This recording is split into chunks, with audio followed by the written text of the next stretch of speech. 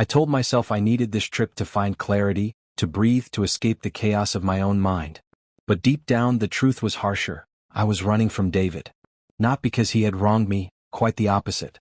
His care, his consistency, his devotion, it was suffocating in its steadiness. I cut off contact before leaving, not out of necessity but as a test, a way to assert some illusion of control. I wanted to see if he would wait, steadfast and unwavering, tethered to the life we had built together. The first days away were intoxicating. No messages, no calls, no one asking where I was or who I was with. Nights stretched long and wild, filled with laughter, strangers, and the kind of fleeting connections that meant nothing. I basked in the thrill of invisibility, convinced that David's love would anchor him, that he would remain loyal, patient, and desperate to hold on to us. Then one night I peeked at my social media and froze.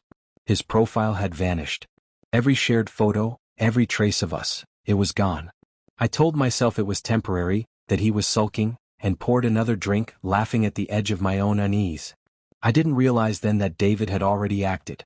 He had made his decision. When my plane finally landed, I rehearsed our reunion in my mind. I imagined his smile, warm and forgiving, the silent acknowledgement that nothing could break what we had. But stepping through the front door, I found my fantasies shattered. The house was empty. Furniture gone. Closets bare.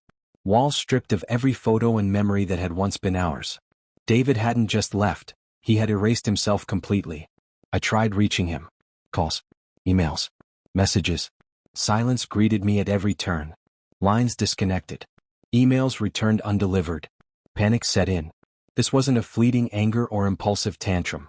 He had disappeared deliberately, methodically, removing himself from every aspect of our shared life. Accounts, bills, belongings, as if he had never existed. I turned to my parents, seeking refuge, only to find disappointment etched in their faces. David had been there before me, calmly explaining everything. How I had blocked him, abandoned our life under the guise of self-discovery, betrayed his trust. Their verdict was merciless. You let a good man walk away. Even my friends, whom I thought I could trust, saw the truth behind the facade I had maintained. Private photos I believed hidden circulated quietly, revealing the harsh reality I had ignored.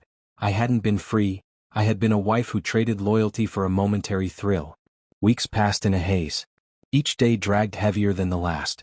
I clung to hope, imagining David might call, might offer one final chance to undo the damage. But the silence never broke.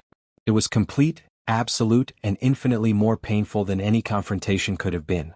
The final blow arrived in the form of divorce papers. Clinical, precise, without words, without explanation. Just the undeniable truth that our marriage was over. My hands trembled as I signed them, each stroke a reminder of my arrogance, my carelessness, and the life I had thrown away. I had assumed David's devotion was unshakable. I had believed he would endure my thoughtlessness. I was wrong. He left quietly, without drama, without confrontation. That quiet, resolute disappearance is what haunts me most. I had sought freedom, but all it brought was emptiness. A life entirely alone, with no one to blame but myself.